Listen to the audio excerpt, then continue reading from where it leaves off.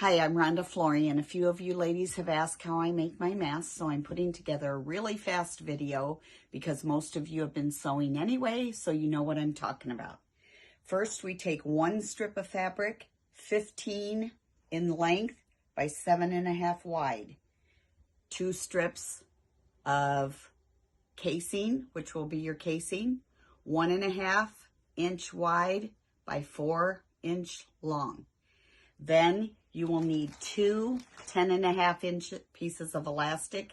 And I believe if you'd use the 1/4 inch elastic, you probably would need a little bit longer because it's not as forgiving as the 1/8 inch. Plus, your casing might need to be a little wider because your elastic is wider. So I would make it like 2.5 inches wide to allow for a wider elastic. Next step is to make the pocket. So with right sides together on your fabric, you will sew in on each end about 1.5 inches to formulate a pocket in the middle. I've done this on this fabric already, so you'll see where there's a pocket in the middle where you've sewed on both ends. Then you will iron your fabric flat like this. So after you've ironed it open, this is a step that Lucy will come closer so I can actually sew while you're watching. This is just a step that I do to finish off the pocket, and it's a little tedious because you're sewing in a tube, but I just take a quick little stitch along the edge of my pocket here so that it holds it down and that it makes it a finished edge in the final visual of your mask. This step does not have to be done and can be eliminated if you so choose because it's just really a finishing. And if that's not important to you, this step, then you are more than welcome to eliminate this step and move on to the ironing portion, formulating the pocket. You will turn your fabric right side out, and you will head over to your iron over this way.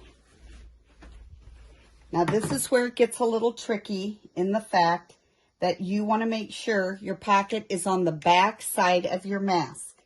If you're not formulating a nose piece, you would iron it up close to the top, but depending on the width of your nose piece, you bring this down a little so you can formulate a casing up here in the top for your nose piece, and then your pocket will still be here for your filter, moving this down a little bit.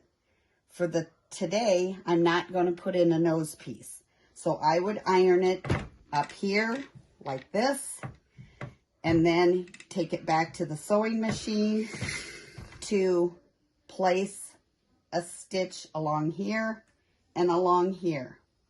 And this is what your piece would look like on the back side after you've done that, and on the front side after you've done that.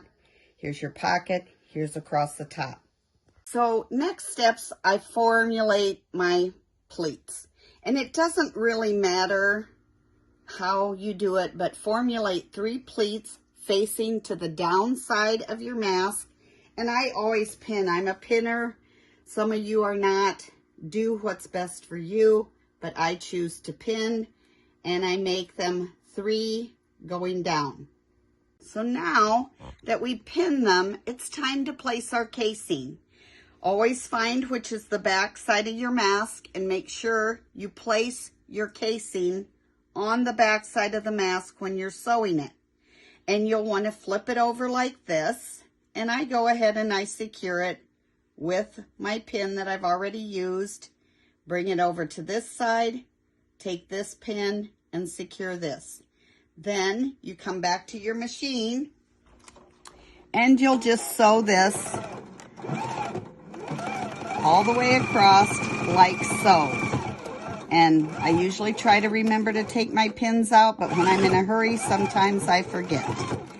So then when you're done with that, you're ready to move on to the next step, which is your last and final step for the actual sewing of the mask.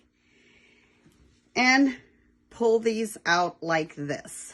Then I head back to the ironing board once again. And I try to make sure that my ends are pushed in just a little bit so that they don't hang out over the edge of the mask. Iron it this way, fold it down once, and pull it in for a nice thick casing for your elastic. Sew it, give it a little blast of steam so it'll hold down for me. Do the other side as well. And then we're ready to place our elastic. Sew this last final stitch and then place our elastic. And then I'll show you what to do. Okay, so now it's the elastic part.